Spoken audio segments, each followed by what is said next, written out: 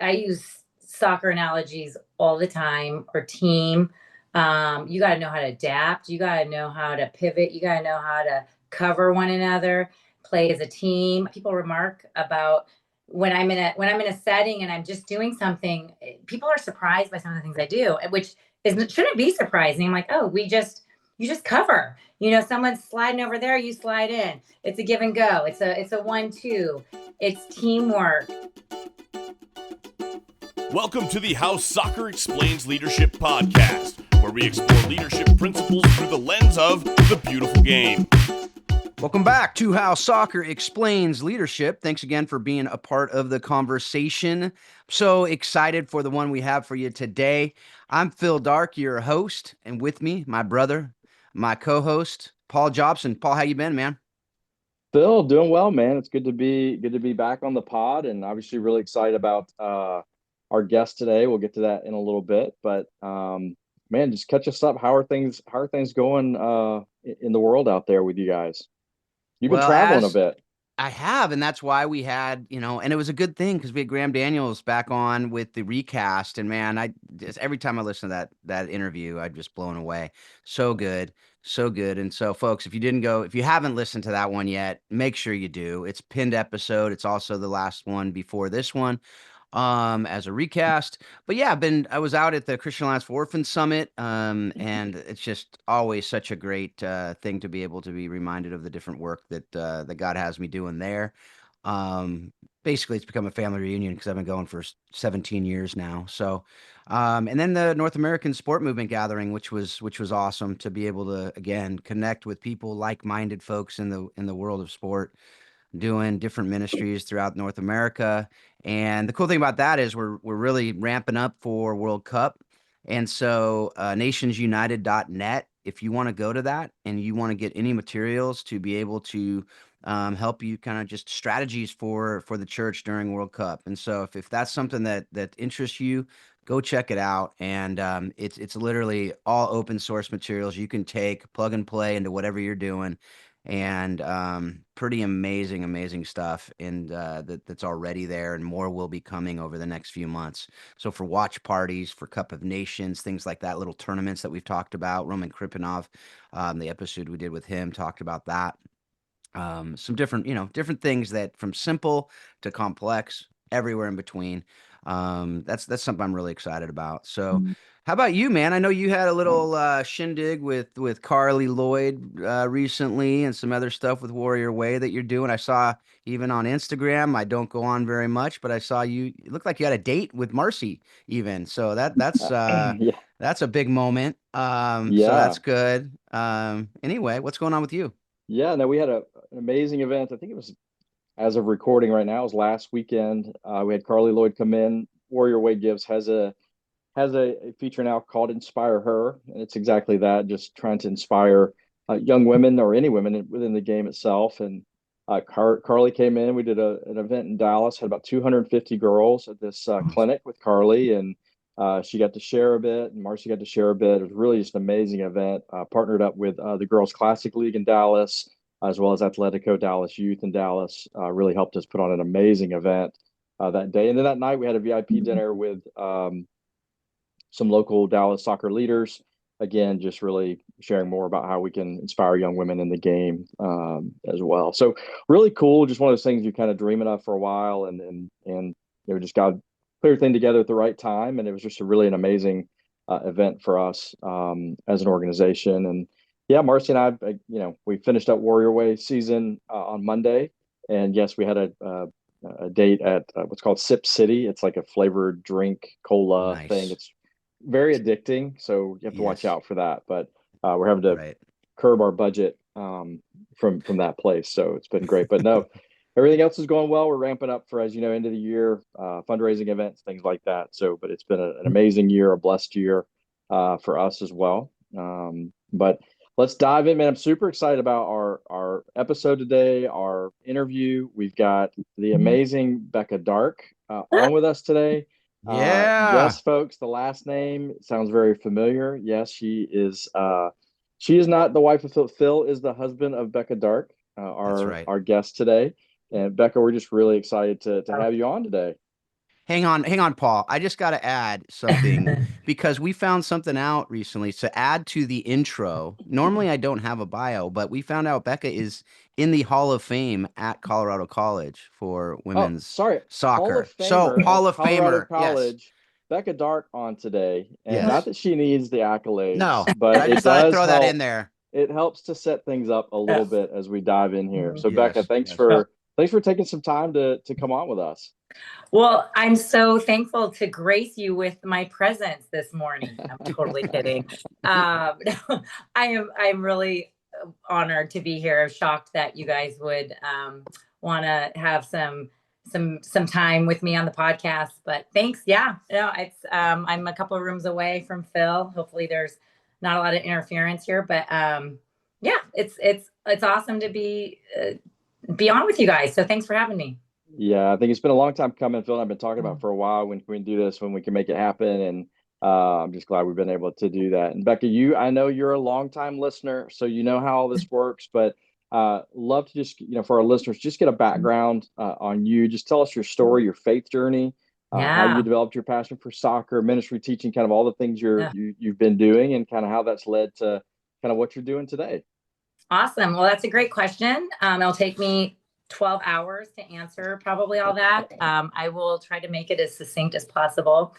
I was born in Minnesota in 1974, and I grew up in a hockey climate. My dad was a hockey player. I'm one of 6 kids. I have an older brother, and I'm the oldest girl of 5 girls. So back in the old days, I think I was ice skating before I was walking. My dad would teach us. We'd go down to the local frozen pond and skate away, and I loved it. I loved. You don't know it as a kid. You just love moving your body, and it was just very natural for me to whatever I was doing. I did it. It wasn't like, am I good at this? Am I not good at this? I just did it. And so hockey actually was my first sport growing up, because that's what you do in Minnesota. And my brother was a big hockey player, my dad. And so we just, I had a stick in my hand and a hockey puck, and we would just, do our thing. And then the first sport, I would have been, I don't know, 5 years old maybe or so. Whenever youth hockey starts, it's probably 3 years old. You can get on a team probably, but I was probably 5. I was late to the game. And I joined, my dad signed me up for a hockey team. Of course, there's no girls hockey back then. And so I played with the boys. I was on a boys team and I loved it. My dad was my coach, and it was super fun. And I got made fun of a lot. I had my long ponytail hanging out of my helmet, and the boys would snicker, and you're a girl, you can't play hockey. And I didn't answer back. I wasn't a mouthy kind of a person. I just hit them harder when skated down the ice. So, and I loved it. From a young age, I loved the physicality of sport. And I was good. I was I was the leading assister. Back in the little bubble league, we call it, we were in these, it was so freezing cold there. It was like miserable. I couldn't feel my feet half the time, but, I loved it, and I was good.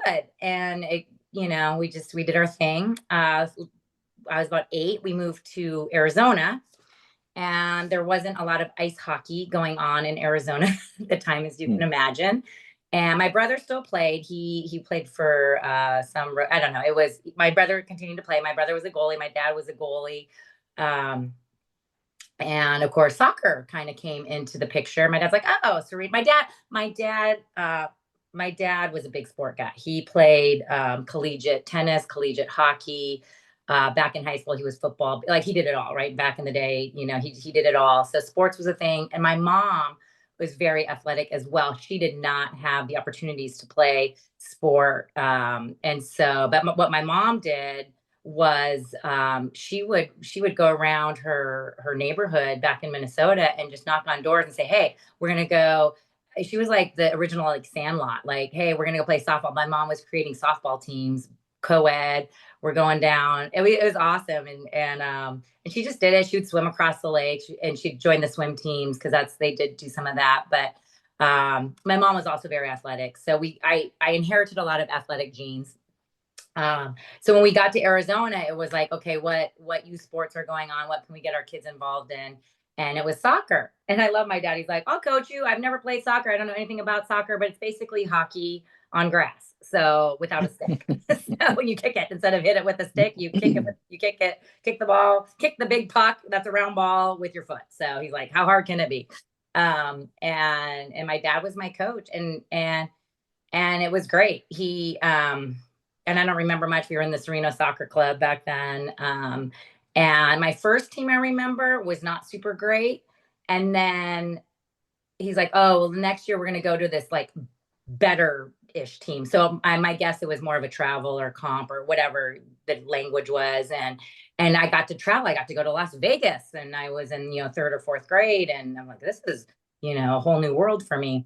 And I loved it. I played goalie. I played on the field.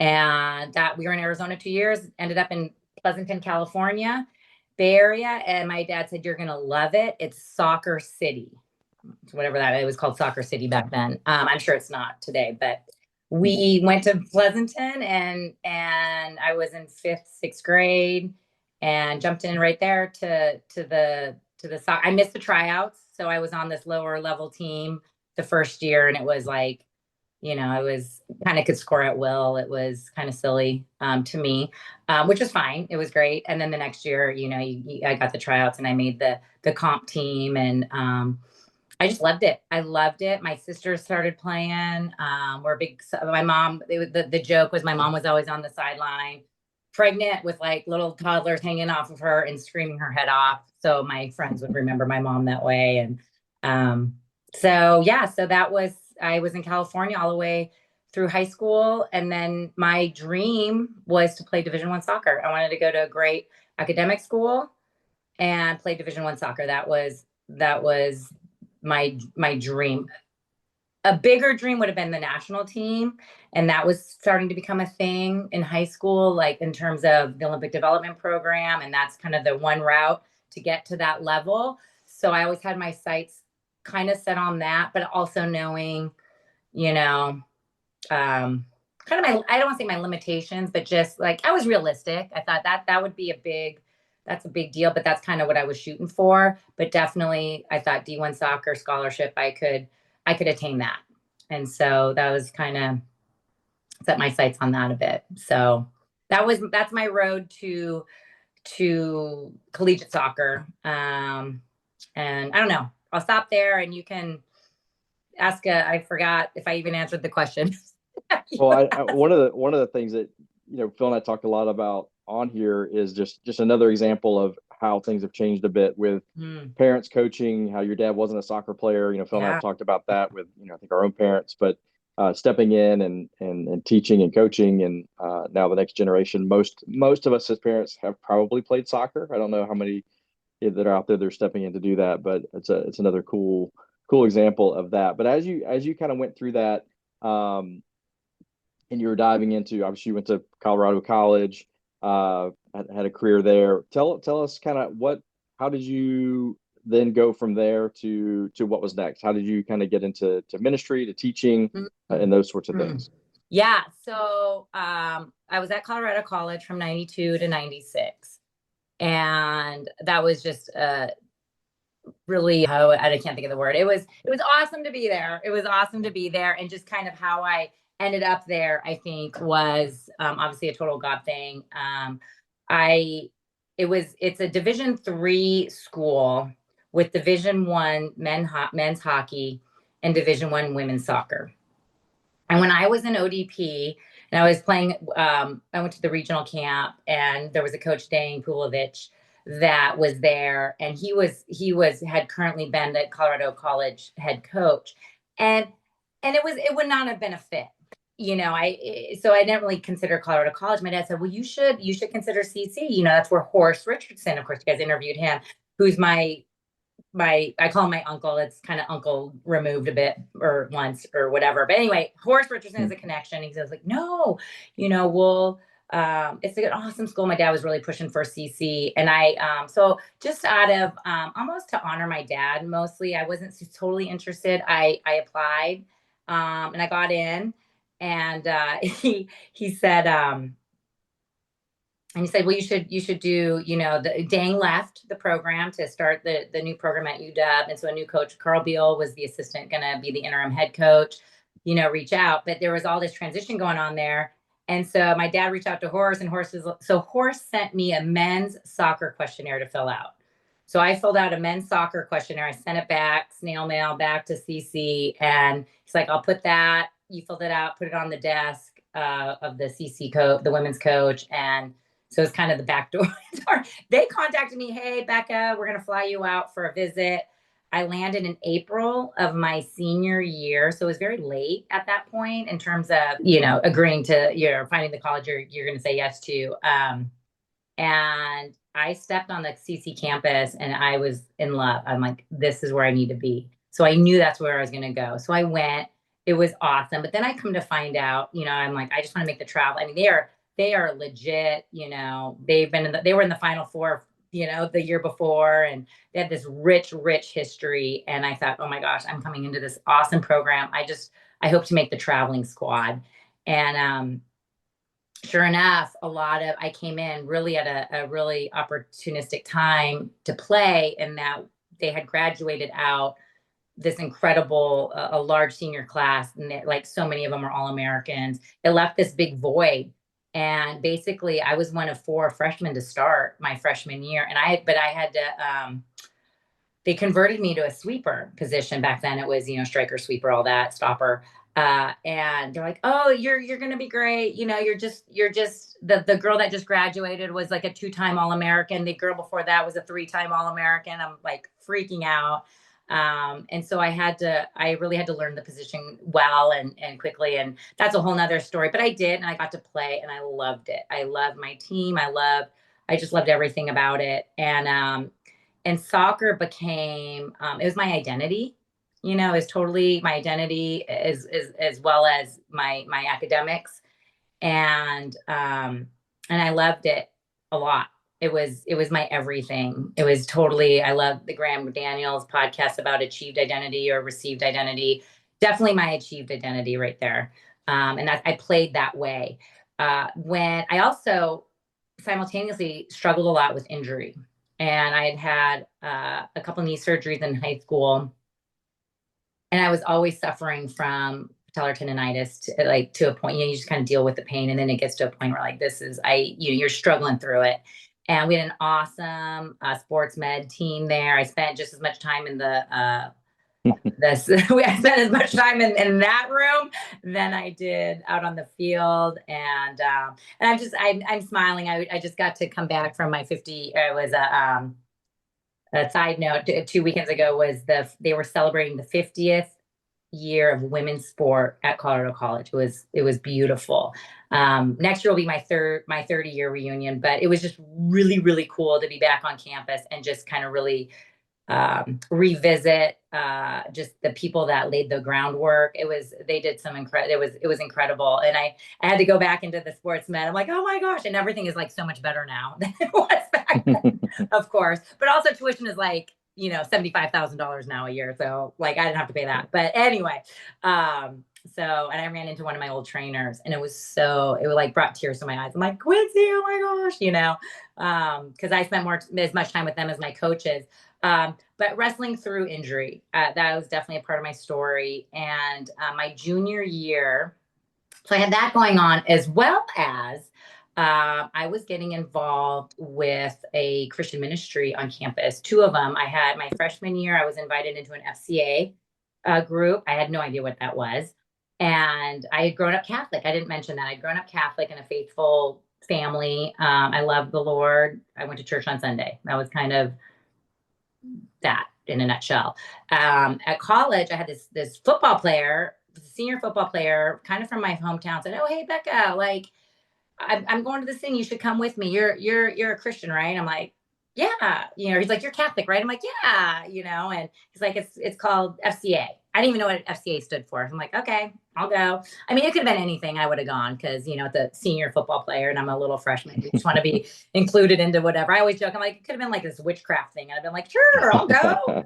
But anyway, it was that. And it was cool. It was different. It was, whatever. And I did that, and then that kind of fizzled out. But then I had another friend who was on the basketball team who said, "Oh, Becca, you should come to this group called Crew. And you got to meet this couple, Phil and Kathy Thompson. They're awesome. They have 5 kids, blah, blah, blah, blah, blah." And I'm like, all right, I'll go. And I fell in love with this small group of people and this couple that came to campus, and they were just so hospitable, and they just opened up the scriptures because I didn't know. Oh, I didn't, I knew a lot of things, but I didn't know a lot of things from a biblical standpoint, really. And I was at a very, I was at a liberal arts school and very intellectual people. I was challenged a lot. That I was out of my little suburbia bubble, and I had to answer questions that I didn't feel confident to answer regarding faith and spirituality. And that was really hard for me because I'm like, I know God is real, and that's that. That's not going to satisfy a highly intellectual person who, comes at you with, all the things. My apologetics were not very good. They still aren't super great. But anyway, Phil and Kathy Thompson, welcomed me in their home. And it was kind of my home away from home because it was familiar to me with their big family. And I soaked it all up. So I was doing that, falling more in love with God, and like kind of understanding who I am, what my, why I'm here, all those deep theological questions, while also competing at a high level, suffering through injury, all the stresses of school and this and that, and partying. I was like kind of doing it all. I'm like, woo, I'm all over the place. And then I had that moment of I cannot run anymore. My knee hurts so bad. So I had the surgeon. We had the best. We were in Colorado Springs. Our surgeons there were the Olympic surgeons. Yeah, I mean, like we had the best of the best from a medical team there. So Dr. Tom Mahoney was like, he's in the Hall of Fame too there. It's kind of funny. But he was like, "Becca, here, you need a patellar realignment. It's a big deal. You may never play soccer again." But I mean, it wasn't quite that. He wasn't that curt, but it was just, I knew I was up against the idea of, I can't continue playing soccer in this state I'm in. I need this surgery. It's risky. It may work. It might not work. You might not come back to finish your soccer career. Find something else that you like to do. And that shattered me, because that was like, well, what am I going to do? What am I going to do? So I did the surgery. I had a moment. I remember being back in Minnesota at a family reunion. And I'll never forget, I was up in the woods of northern Minnesota at our cabin, my family's cabin. And again, I wasn't well versed in scriptures yet. And I just kind of opened the Bible. And of course, it was Philippians chapter 4:4-7. Rejoice in the Lord. I will say it again, rejoice, the Lord is near. Be anxious for nothing. I mean, I was like, oh my gosh, I got to rejoice. I am so anxious. I'm so anxious about what's next for me. And it was just like, I just felt the peace. It was like such a real just moment with God. I mean, it was like so tangible. Like I felt like the weight of the Lord. I mean, I felt like the peace of God on me. And it was just like, everything's going to be like the message was like, everything's going to be okay. You're going to be okay. It wasn't like, oh, your knee's going to be fine. You're going to play soccer and have this great career after. Like that wasn't, it was like, you're going to be okay. And that meant a lot to me. So I came back to school, that I think that was my junior year. And sure enough, that one surgery didn't work. But I had a piece that I didn't have before. And then they said, you need to have the big patellar realignment. I think they were doing a trial thing to avoid the patellar realignment, and it didn't work. Patellar realignment, which they did. And it's like an ACL recovery. I mean, you're out for the year. It's like it's the whole thing. So I did the surgery, but I had a piece. So my heart was shifting in those later years and of college. And when I came back, I worked hard. I worked really, really hard to get back. And I didn't know, but I felt like I'm going to come back and play. And I did. I came back. And I think, Phil, this is the summer. I'm getting mixed up on my years, but I was also, because it was a summer going into our senior years, Phil, right? That we did our The trip to Europe. yeah, our trip to The Europe. soccer trip to Europe. I'm trying to think of the timing. So I must have had one of the surgeries, Phil. So I'll like in between one of my surgeries, um, I'm growing in my faith. I'm kind of exploring the Lord more, and I see this random um, uh, just flyer in our uh, the up by our locker rooms. And it was for this Christian Sports Outreach International, go to Australia, go to Europe, play soccer. And I was like, oh, well, at that point I knew I'm not going to make the national team.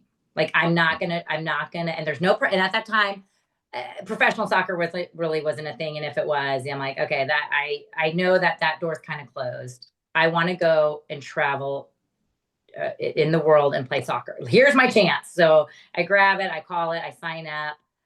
I wanted to go to Australia. I raised money. I was super excited. It was the summer going to our senior year, and that Australia trip was canceled. And they said, well, you can defer for another year and do Australia next summer, or go over to the Europe side. And I'm like, well, this is the only summer I got going to Europe.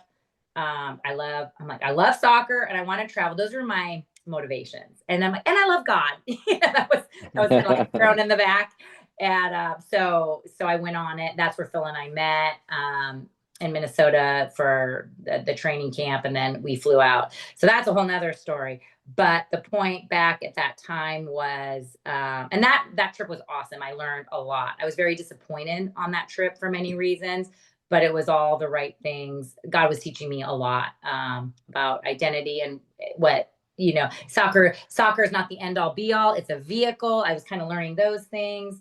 And other things. I came back my senior year and I played, and it was amazing. I was so happy, and there was a big shift in all that time. My senior year, I came back, and it was the first time I had that joy of the game again, and I was happy to play. And I think when I'll go back to Graham's podcast, I'm like, that's what it was. I was always playing out of this achieved identity. And by my senior year, now I was playing, I think, out of a received identity. And I just had joy. And it was like, oh, I kind of had soccer in its proper place. And I loved it. And I was able to play. And I was thankful. I'm like, oh my gosh, I can run. Like, who cares if I'm good or not? Like, I can run. And this is great. And it truly was a moment for me and a huge part of my life. And so that was the impetus really to, after graduation, okay, Lord, how can we further this? I'm kind of getting the picture now. You gave me a love for sports. I'm good at sports. I'm good at soccer. You've trained me. I've played at a high level.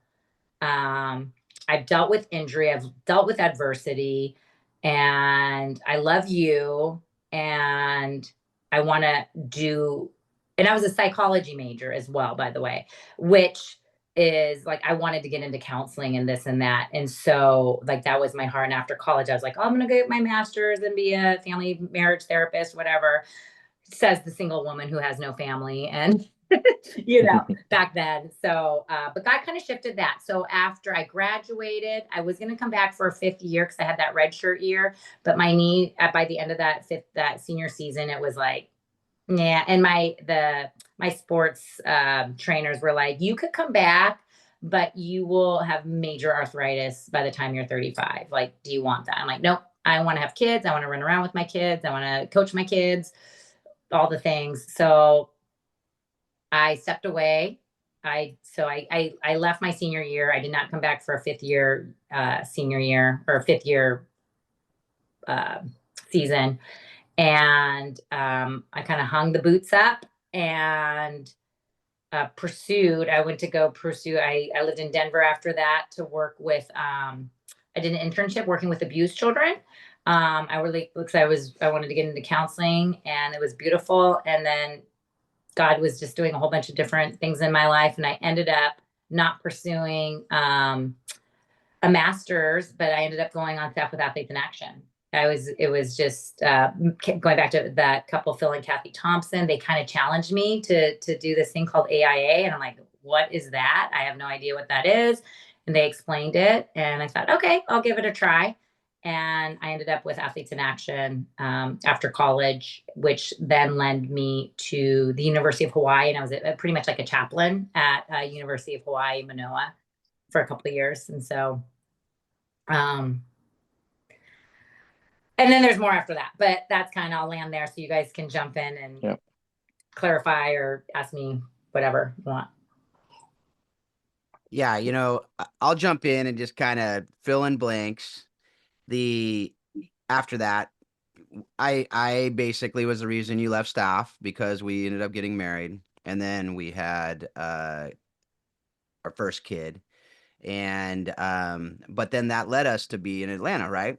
Where we were able to set up our, kind of set up some roots, but you also were able to be the chaplain for the Atlanta Beat, which is where you met Marcy. And we probably met Paul there too, but he didn't make much of an impression on us, I think is what it was. I remember meeting Becca, but I didn't really remember. Yeah. I remember meeting Paul. Yeah. So we didn't make an impression on each other. Let's put it that way. Exactly. It's like, who are these guys? They don't matter, whatever.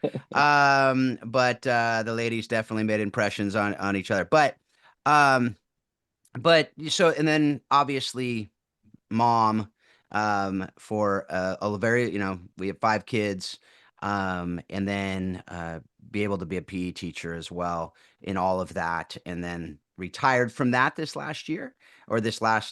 school year. And so now it's a new season that we can get into. But as we're going to get into some of those things, and Paul wants to, we want to dive into that, the chaplaincy as well, and some other things. But before we get into that, what is your personal why, kind of your purpose, and how are you living that out? I'm trying to figure that out every day.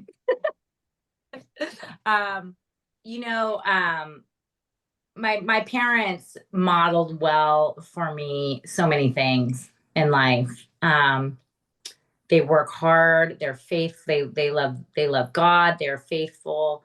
They've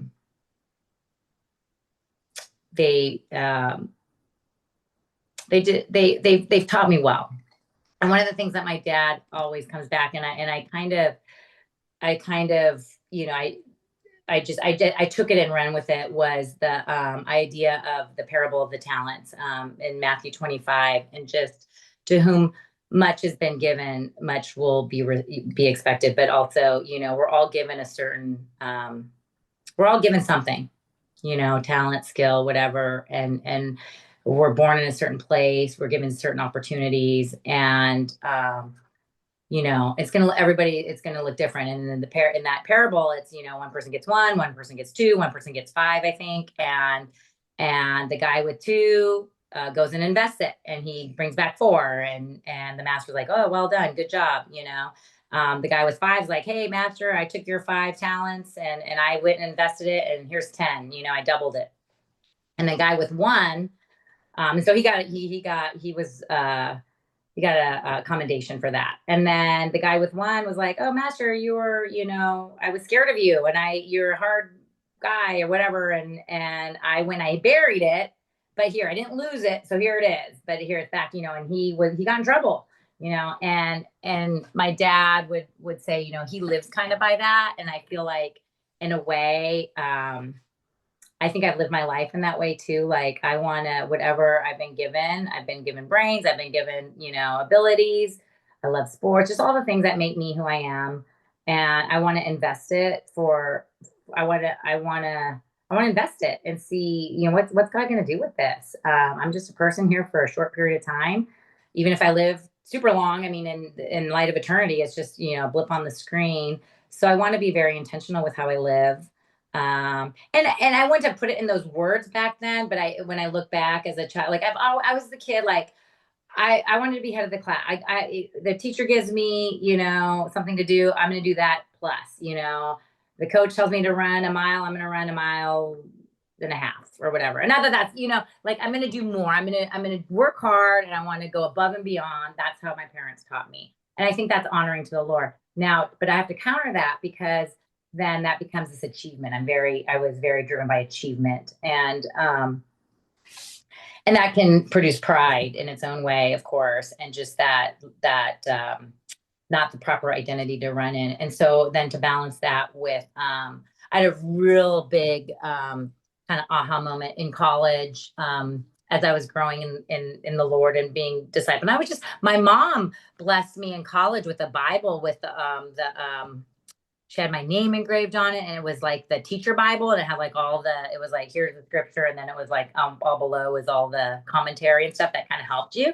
And I just devoured. I was like, oh wow, I didn't know. So like something was happening inside of me, and I remember reading The Prodigal Son, and I stopped. It was like I just had this moment with God, and I think later on I had heard a sermon, kind of going back to that, where, because you always think of the prodigal son who squanders everything. That wasn't me. That was my sister or whatever, I never saw myself in that story, but then it was that aha moment, like, oh, there's two sons, there's two brothers, and there was the older brother. And I totally identified as this older brother person, and that, like, oh, I was the self-righteous one. I was the one that did everything right. I was the one that was like, okay, mom and dad, like, what do you want me to do? All right, I'll do it. I'll be that, they didn't have to worry about me. I wasn't getting in trouble. And those are good things, to not get in trouble, to honor and obey your parents. Those are good things. But I think what God was teaching me was, like, I had weaponized it. And when I look back at how I treated my younger sisters, for example, I was like, oh my gosh, I'm like this self-righteous older sister. And I remember picking up the phone and calling my sister Kari, who was 4 years younger. And I just, out of the blue, I go, Kari, I am so sorry.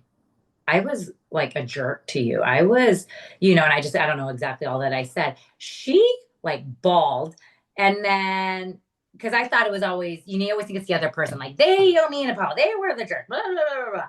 And it was like, there was like, no, you got to own your part. You were the big sister. You need to show love to, blah, blah, whatever. And I, and she bawled, and there was a shift in her because of me, the older sister, coming, pursuing her and seeking forgiveness.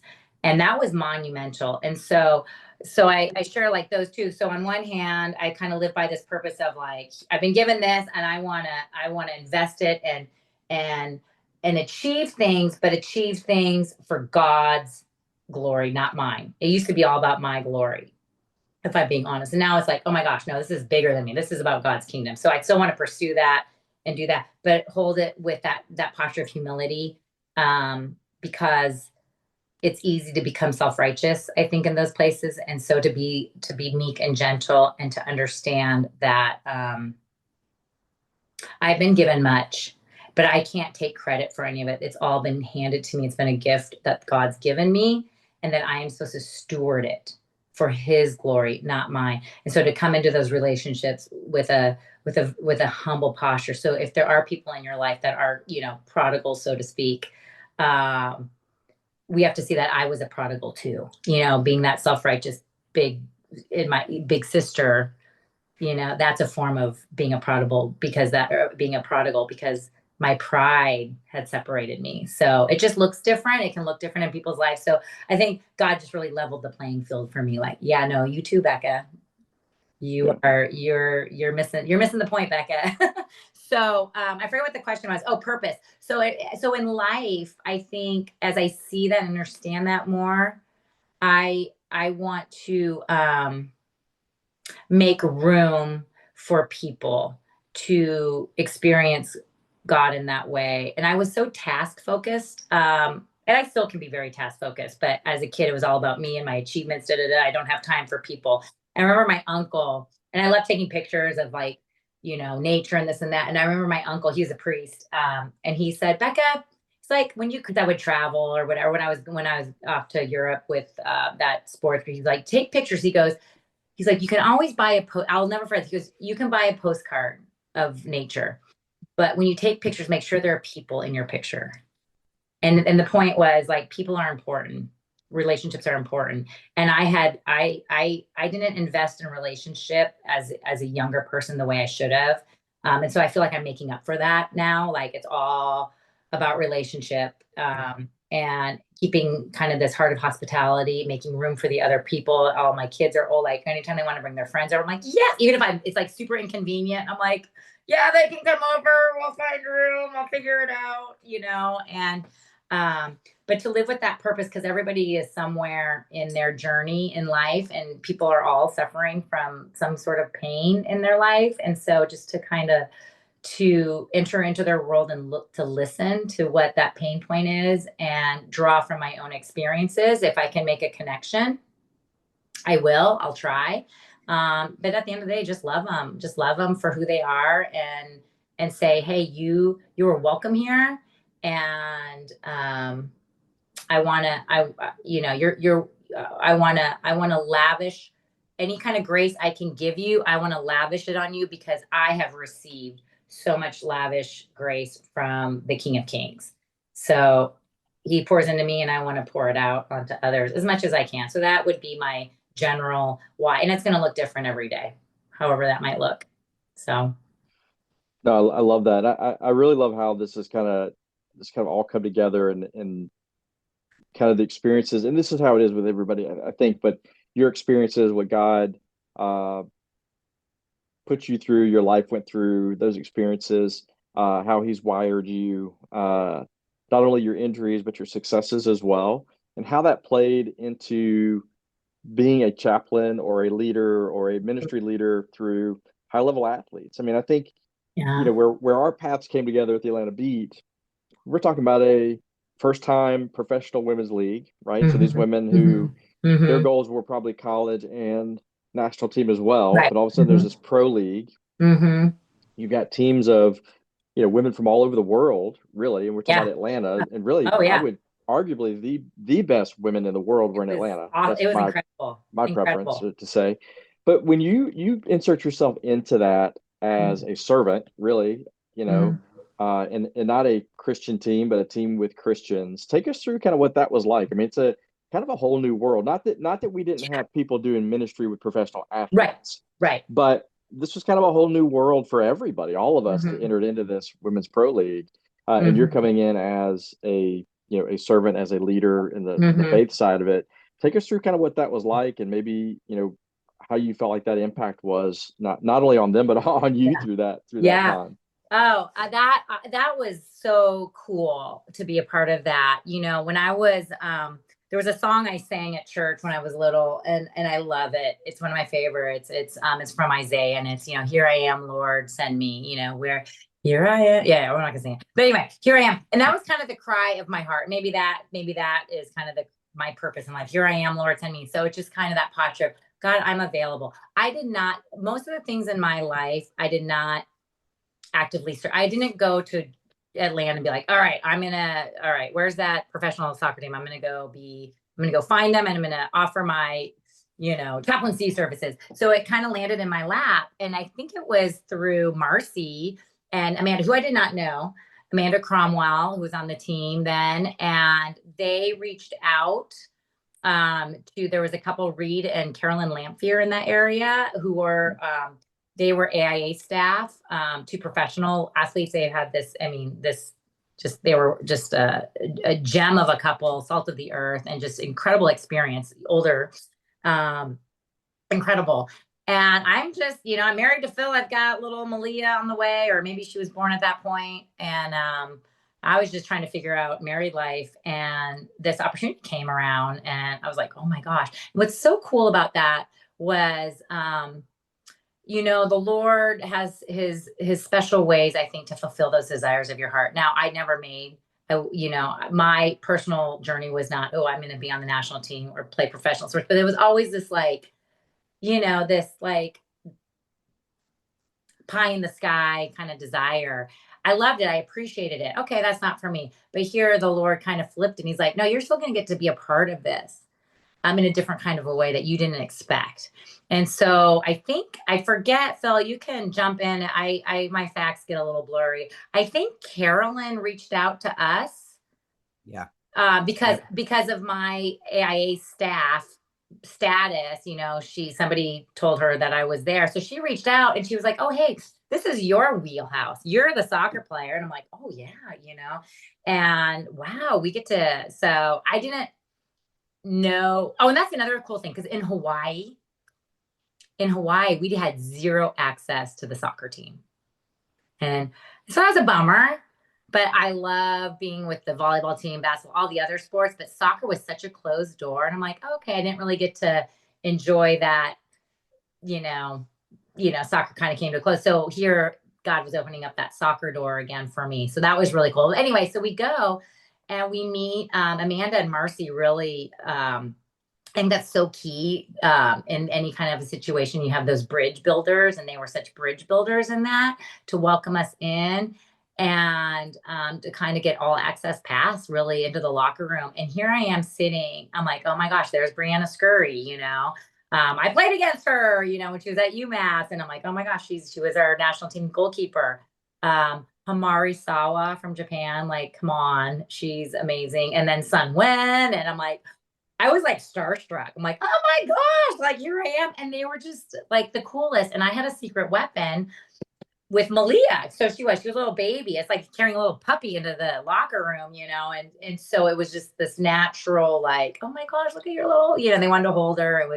It was great.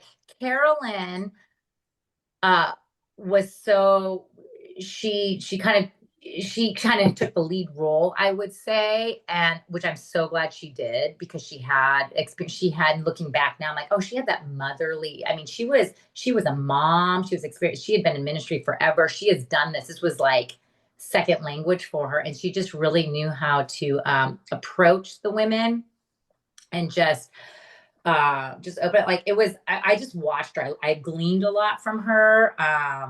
Because she just had this, like, this older woman, this wisdom about her. She wasn't old, but she just, she was further along. We were 28. I don't know. What was I? 27, 28. Something like that. Yeah. And so I see that now as a 51-year-old, and we've got adult children, and I can see where just life gives you those experiences, and you're just more seasoned, and how that can just bless a group of young women. And so she had that piece, and I had the piece of, like, I know what it's like to suffer through injury. I know what it's like to not have your expectations not be met, to have, just some of the things that, body image stuff or whatever it might be, whatever, where am I on the pecking order?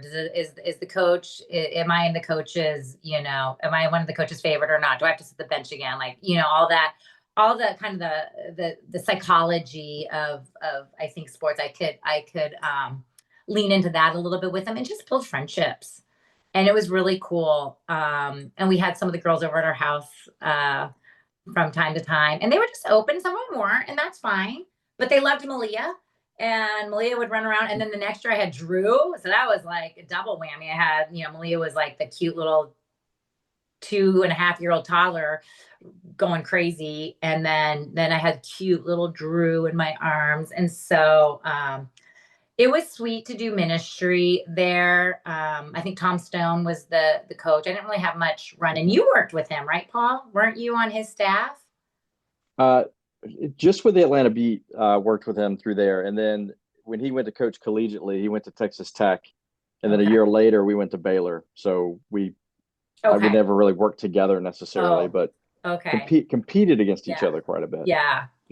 Okay. Yeah. So I don't recall really having much interaction with him, but with the girls, and just to be invited into that circle was really special.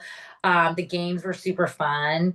And I was just really proud as a women's soccer player, like, oh, look what we've become. Like, there are people that have paved the way for this to now happen. And it was great to see some high caliber women, and then just women, like, internationally. I mean, it was really cool, and it really paved the way. What was it? 3 years. The WUSA was around for like 2001 to whatever. And, and then it failed. Or, I mean, just financial issues. That's how it always is. It's always, what's that? Would you say? It failed financially. It failed. Yeah. And and you can almost expect that when you're, it takes, it's like the choo-choo train. It's like, we're laying the brick. We're gonna get there, and you have to go for it. And there's gonna be fail. It's a fail for, because here we are now, and there is the national soccer league for women, and it takes the four, the founders, to do that. So to be a part of that generation, and is really significant for me, and it was really a gift that God gave me in those years, and I'm really thankful. And you just sow seeds. You don't know what conversation is going to lead to what. You don't know if just loving on somebody, never even opening the Bible with them, but or sharing anything verbally. But if you're just serving and loving people, it can soften hearts. It can just you're sowing seeds, and you don't know where the growth is going to come or when it's going to come. But that was fun. That was a lot. Yeah. That was some It was fun a fun time. And I think one of the cool things about just looking back on that, and I was in a different place in my life too, but um, the impact that you can have in a locker room in that kind of environment, where Mhm. not only you're making an impact on some of those women who are also making an impact on other little girls and families, because that was such a family environment. And Yes. just, it was almost annoying, the high pitched screams coming from the stands during the games because the little kids were so excited. But I missed that. It was so fun. But just Yeah. that impact looking back now to say, man, it was so cool. And even thinking, I think we're almost at the age that Reed and Carolyn were when we were in Atlanta, I think. Mhm. Yeah, Mhm. I With know. their Those age old when we were in people. Atlanta.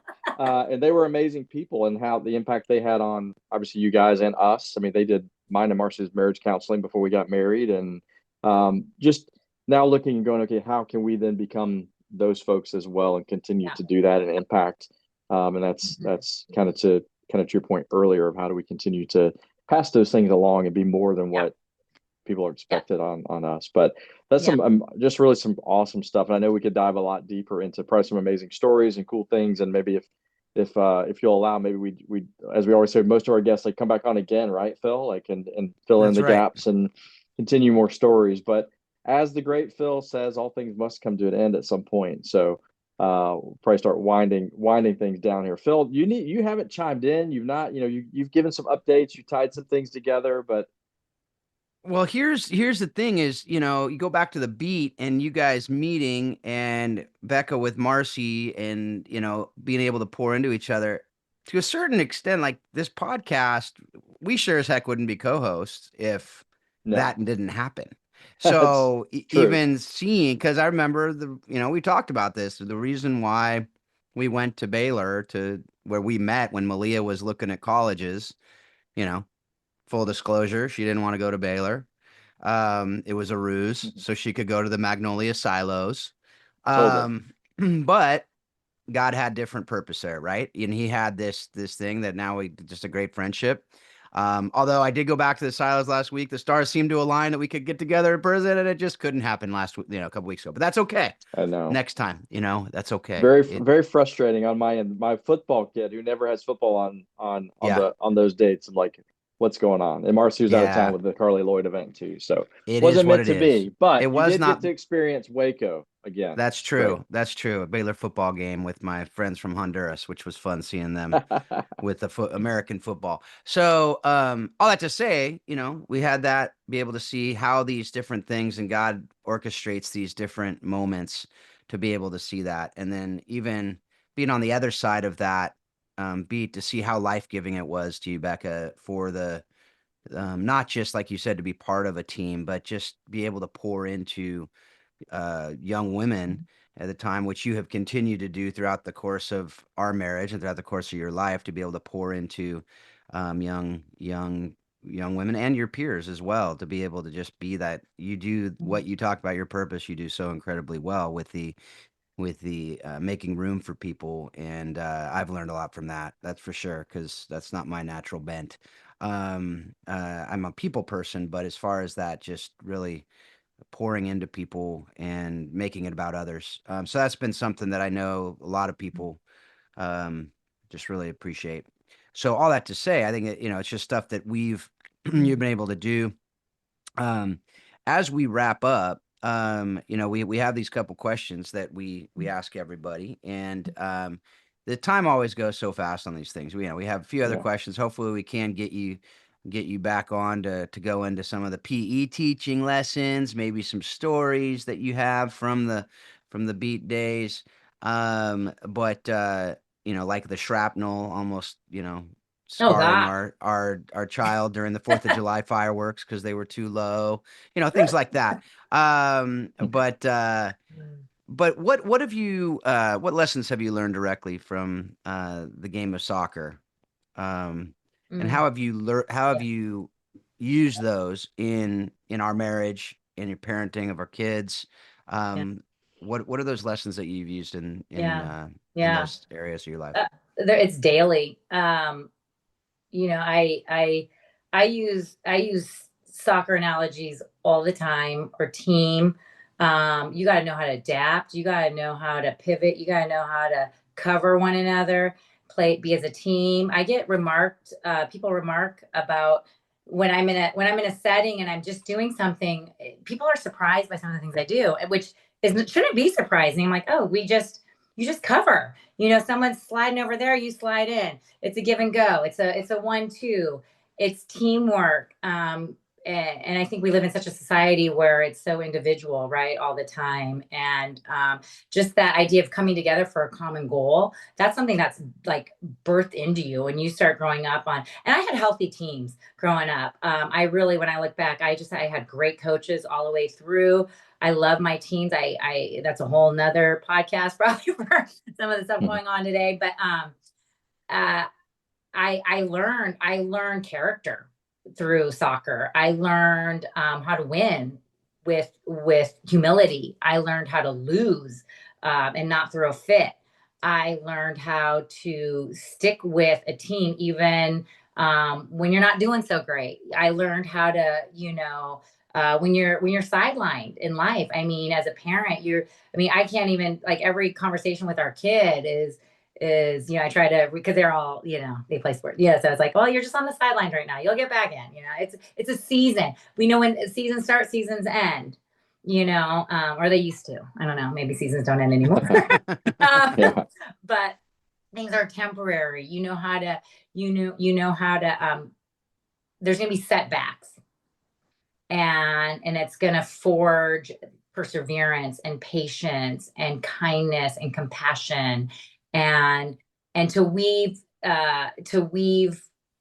principles of sport that you learn, and then you bring alongside scripture. It's like a double, like, that's impact. And some of the things you can read, you can study it, but until you live it, you really it doesn't become just a part of who you are until you kind of have it lived out in you. And that's so, as when we're as married, Phil might go on the offense, I go on the defense, or we flip it. We know how to balance. You got to keep your shape, right? Keep your shape, people. I used to run around everywhere. I was like, woo, wherever the ball is. I was just, and I had a coach say, back up, like, here's your position. Stay in your lane. And then cover. So there's so much. You can do hard things. I mean, there's just the other day I was out there doing something in the rain, and I was taking out the trash. Like, I don't know what I was doing. And you're like, oh, what are you? I'm like, dude, I played soccer. Like, I can handle cold weather, unless it's high school season in Northern California in the winter. I'm having a hard time. But you play, you know how to do dog days. You know how to push your body physically, mentally, spiritually, emotionally. And soccer has done that. And so I feel like I can handle a lot. And 5 kids is a lot. They're all going through a lot right now. And so I'm thankful. I'm really thankful for the road God put me on, with that. He would give me the gift of soccer to just play and have his pleasure. I think of the who is it? Chariots of Fire guy. When he's like, Eric when I run, Liddell. yeah, him. And he's like, and I love that line of, like, when I run, I feel his pleasure. And I remember that soccer was that soccer was totally like that for me. When I played soccer, it was like I felt God's pleasure, and it's not a bad thing. you know, to want to go out and kick a soccer ball around and, you know, yeah, shoulder up on some girls and stuff. It's just, it's fun. It's fun. Until you're hurt and then it's not fun. But anyway, all that, lots of things. It comes out daily. And in my kids, when I taught, yeah, it's like a daily thing for me. Becca, when you talk about the game, it looks like you're just really ready to get back out there. Yeah. Again, Oh, yeah. You know, like you're just like ready to go. we had an alumni game at our reunion, and I did not play. And they're like, Becca, how come you didn't play? And I'm like, I need both of my trainers out there with big bags of ice, like waiting for me if I'm going to go play. I cannot afford any injuries right now. I definitely don't want to have to do an ACL, but I wish but I'm okay. I'm okay to just let other people enjoy it now. But Paul, I will say she did have a foray back into indoor soccer, and it lasted, I think, 2 games until she came home with a probably grade 3 ankle sprain that took what, a year and a half to heal, probably. Yeah, like 2 years to heal it. 2 years to heal. So that was probably 6 years ago or so, and it's So I think God was saying, just hang up the boots and let's and I think both of us have had different ways that God has done that for us, where we're on the other side of that, where we can encourage our kids through it. But the one thing that we have talked about on the show that you did not say, that I will say is a lesson that I've learned from you through your lessons through soccer, is if I shank a shot, you don't need to tell me I shanked the shot. Right? You know? Yes, that is a good quote of mine. Yes. Don't tell me. So Phil, I'm glad that we finally are giving credit where credit is due, because I was giving you credit for that statement. Phil, for the record, that was a misunderstanding. I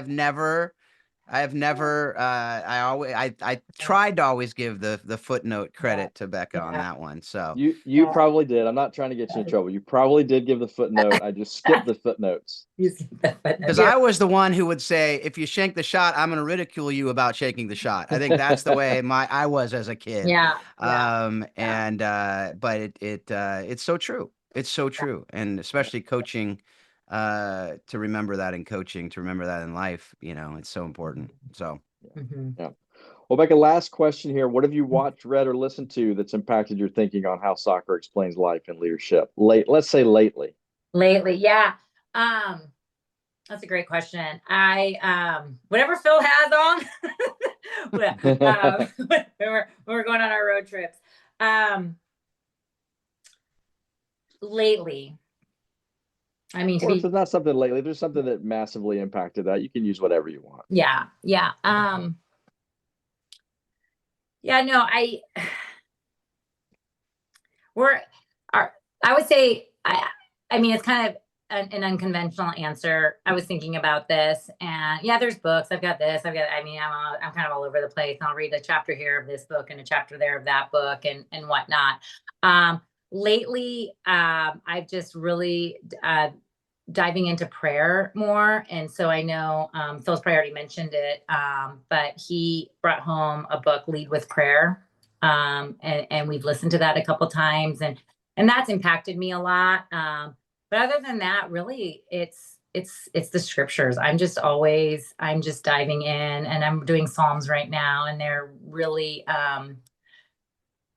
it's been monumental, just because I think we're right now in our place in life where our kids are at right now. Everybody's just kind of struggling through some stuff, and aren't we all at some point? But there's a lot of health issues going on and injuries, and like, as Kirsten has a partial ACL tear right now, we just, was at the doctor with her yesterday, and just these things. And so you get to a point where I can't fix things.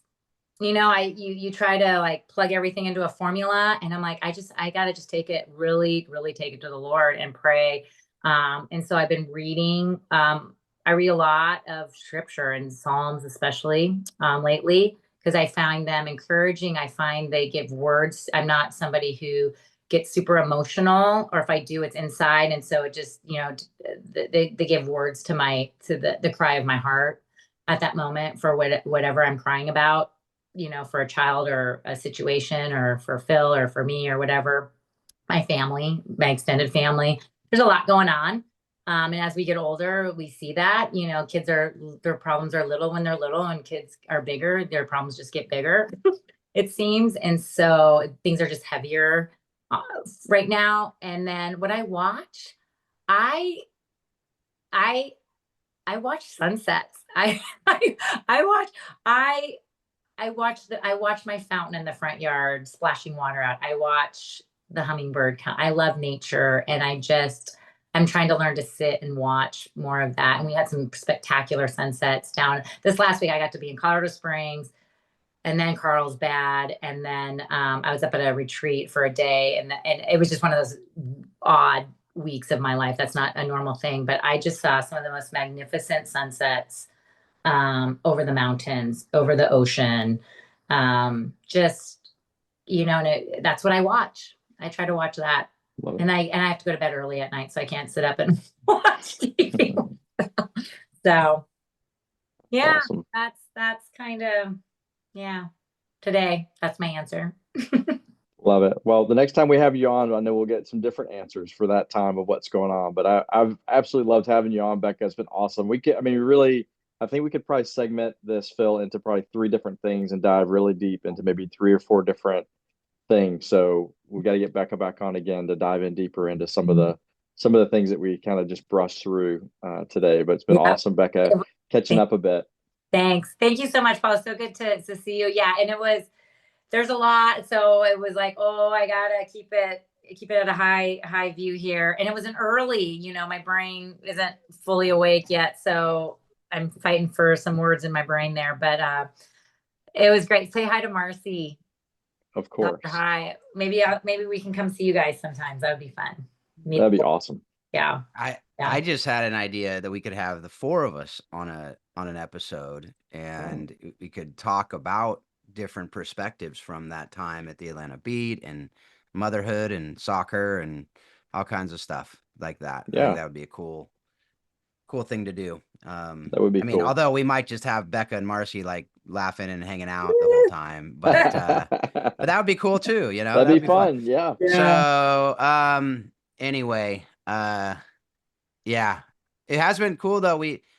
Speaking of watching, like as our family, I can't remember how I said this, but we started watching the Wonder Years with our kids, and like the old Wonder Years, Fred Savage Wonder Years, and I just started watching 24 with them. So the things that Becca and I watched back in the day, we're now reintroducing to our kids, and it's been fun to kind of bring them back and remember a long time ago when we were young and watching this. That's what Wonder Years was really cool, because it was I was the same age as Justin.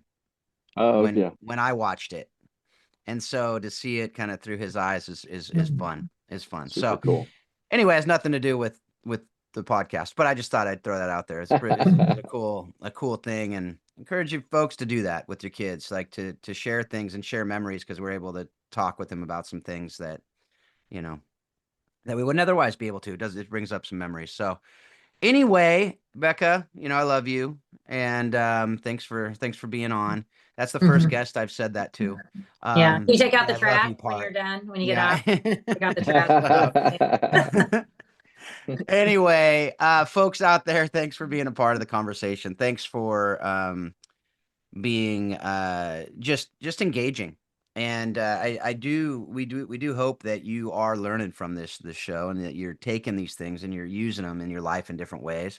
If you want to learn more about Warrior Way that Paul talked about early on in this episode, you can do so at warriorwaysoccer.com.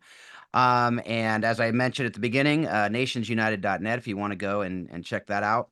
We'll have those links in the show notes.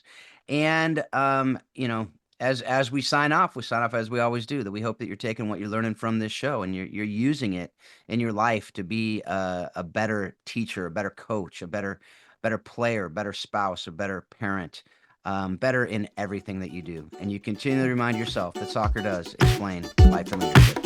Thanks a lot. Have a great couple weeks.